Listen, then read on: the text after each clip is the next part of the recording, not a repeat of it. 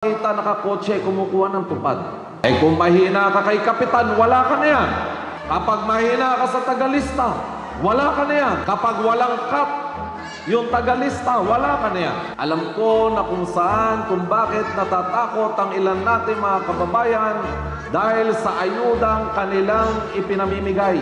Kamukha ng AIX, tupad, akap at iba pa. Yan ay pondong galing nasyonal para po sa mga higit natin nangangailangan na mga kababayan. Pero ang tanong, lahat po ba? O yung mga karapat-dapat po bang tao na dapat matulungan ng mga ayuda na yan ay nakakakuha? Sana po wag ninyong tanawin na utang na loob ang mga ayuda na yan. Yan ay source ng corruption sa ating gobyerno.